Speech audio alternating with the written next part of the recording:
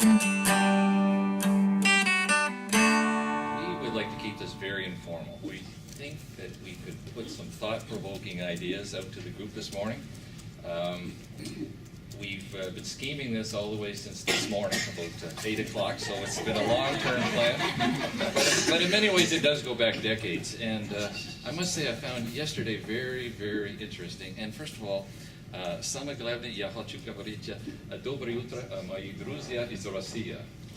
really nice to see people from Russia.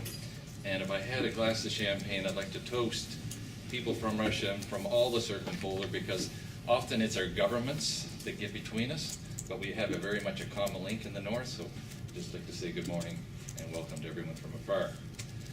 So, the idea I'd like to put out there, and something that I was hearing about yesterday, was the frustration that a community faces when a resource development project comes along and builds and goes into operation, and the frustration that's in the community persists, or in many times, in many cases, somehow can get worse. And some of the frustration and pent-up ideas I heard yesterday, I think are a reflection of that. So the idea I'd like to put out there this morning is, and I think we heard it in the very first slide that Michelle gave yesterday, where she actually had a definition of well-being. And I'd like to propose an idea that I think proponents, because there are good and there are bad proponents, I've worked with all of them the last 30 years here and around the world, but for the most part, there are people there with good intentions trying to do the right thing, but they often wonder, what is the plan? What is the community trying to do? Where does the community want to be in 5, 10, 15, 25 years from now? And how can this project that just comes along, it's a blip in the timeline between now and where that community wants to be, how can that opportunity, how can that resource development, whether it be a mine, which we all agree has a short life, but yet it can still propel the community forward to achieving that goal. It's not going to fix everything, but you know, at the end of the day, if proponents understand what they can best do to get through that, what is very much an onerous environmental assessment process, they're willing to do it.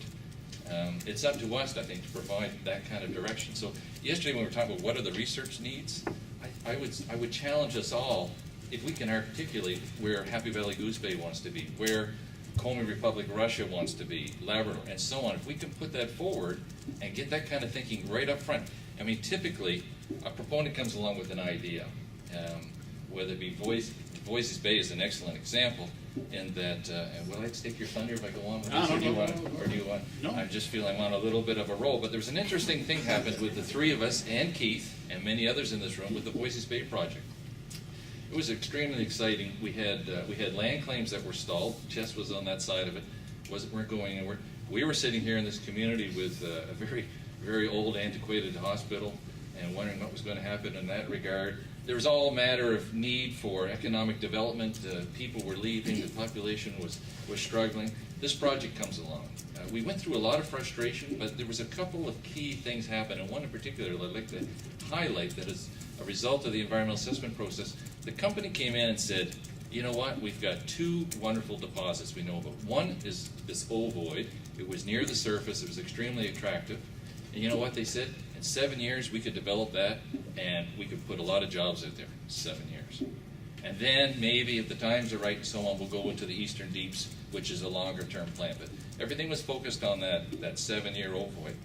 Well, something very strategic happened as a result of the interaction through the process, was that at the end of the day, the panel recommended, and the company accepted, to protract the development of that ovoid to a 20-year period. And that was to allow people an opportunity to develop the skill sets, pursue a career, and actually over a generation or so, be able to at least take advantage of something instead of that flash in the night, that boom and bust that I heard about yesterday. So that's just a prime example.